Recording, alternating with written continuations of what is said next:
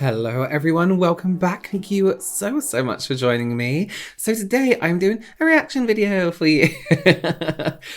People just seem to like these. I thought people would be over reaction videos now, but they still seem to be going good. So if you ever want to tag me in anything to react to, you can tag me on, or do whatever on TikTok is at Robert Welsh MUA, Instagram is at Robert WLSH, and what else is there? TikTok. Oh, Twitter, which is something. So, yeah. Just before we get into this video, I always forget to say this, so here we go. There are no rules to creativity and individuality, but makeup most definitely has a theory, and that's what these videos are all about. It's just a bit of fun. Okay, let's just get straight into it. Let's have a little look, shall we? You can literally create any eyeliner you want with micellar water and an eyeshadow palette. Just watch. Your first step is take a small brush and your micellar water, put it in, dip it like that. Take the brush and just place it in the corner because you don't want to mess it up, because I don't know if it does mess it up yet. Take it in the corner and just make like a little paste. And then you just take it and put it on your eye. And look at that color. Okay, obviously I can't do it in a camera, but you get the point. And then it stays until you wipe it off. You can absolutely make any eyeshadow into any kind of product. You can do that with micellar water, you can do it with a setting spray, you can do it with, there's certain mix and mediums that brands make to do this. 100%. One thing I would recommend, because as she mentioned in the video as well, she was like, you don't want to mess it up. If you don't mind not messing up, but just slightly scratching at your palette, I would always recommend flaking off a bit of the eyeshadow onto something, then wetting it if you want to kind of experiment with that color, just to see if it does work as well as, you know, it should. But yeah, 100%, you don't need to buy loads of color eyeshadows. You can do that with your blush, you can do it with bronzers, you can do it with anything, really. And yes, you could just use an angle brush with the dry liner, but sometimes to have it, that creamy texture makes it so much easier to use and so much more movable, you know?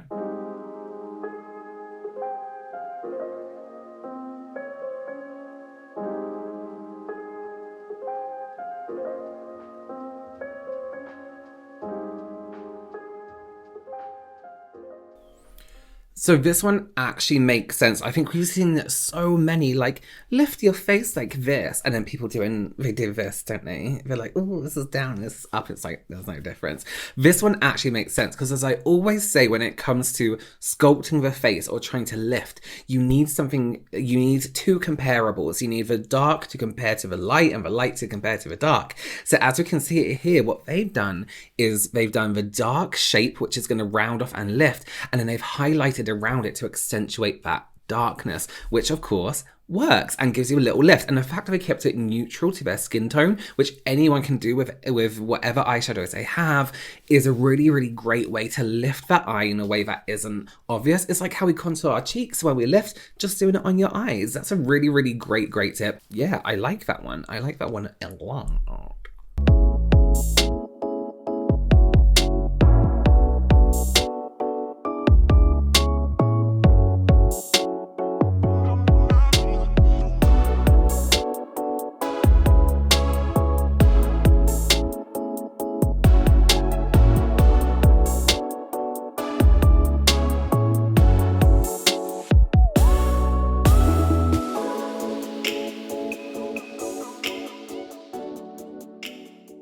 I don't see why that wouldn't work. The only thing you do have to bear in mind is, as you can see on the transfer on the back, you are going to get some feathering, but then it is just a general guide, which I think is a really good idea. Your eyeliner, your liquid liner, when you go on top of that product, is gonna, especially if you have a felt tip's kind of like, have you ever tried to use a felt tip liner on top of powder, for example? They kind of absorb what's around them, so it may absorb some of that concealer, making it a little bit more difficult to go with your liner. So I think that's what they use in the video as well, as more of a calligraphy pen style liner, which will work a lot nicer because it'll go over a lot. One thing you would have to bear in mind is you may have to keep constantly cleaning that tip. Consequentially, I don't know why I say that word, you may have to keep waiting and shaking that liner to get more product out. So it's a good one, but like maybe do the no, because then black will be too messy. I think it's a nice one. I actually really liked the way that the liner looked flesh. I thought that was really cool.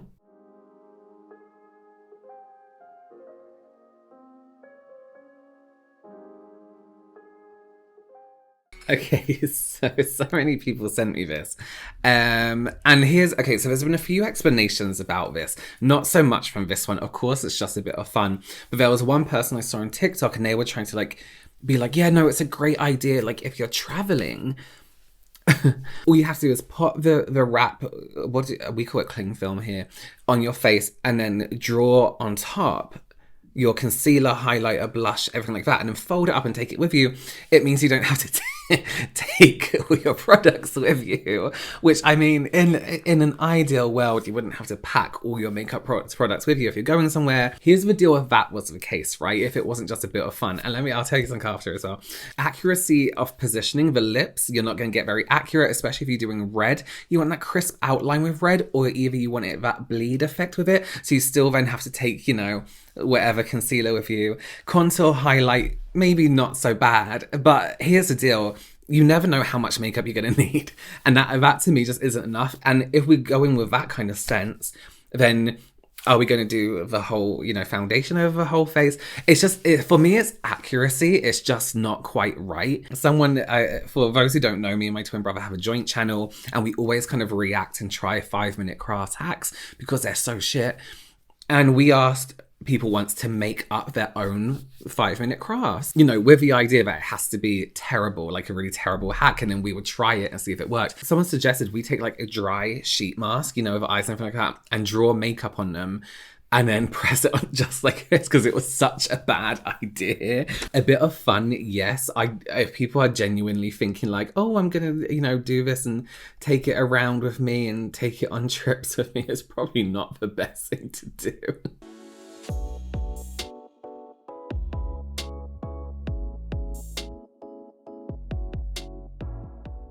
Here's why that's fucking stupid. Because so the idea is we're using these plasters or band-aids to cover areas maybe we don't want to put our foundation on. Putting a bit of foundation on your lips is fine, whatever.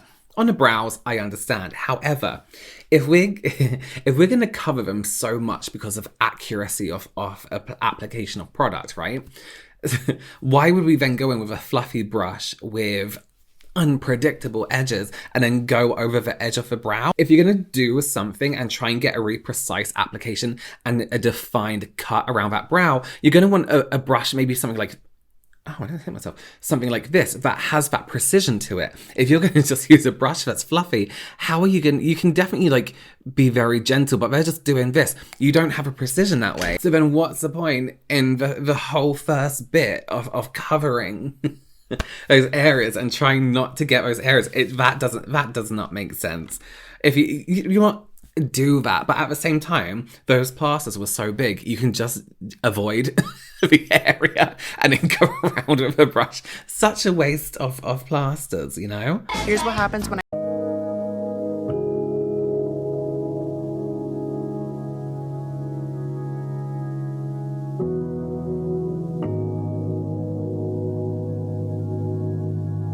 There's definitely some like old person filter going on there. Those tapes do lift quite well. Not that so much that one set of tape. Like for example, if I was going to pull a set of tapes here, it wouldn't pull this whole area and this whole area as much because the muscle here. It's not going to affect the jowls too much. It's not going to affect the under eyes as much as it does in that video. Very, very good at getting, going viral. But if you're going to invest in tapes, you're going to need a few more than that to achieve a really smooth out look. I also believe in that video there's a slight old person filter going on just by looking at the other pictures on her TikTok. I wouldn't go out and rush and buy tapes because, yeah, they are good viral, but whatever.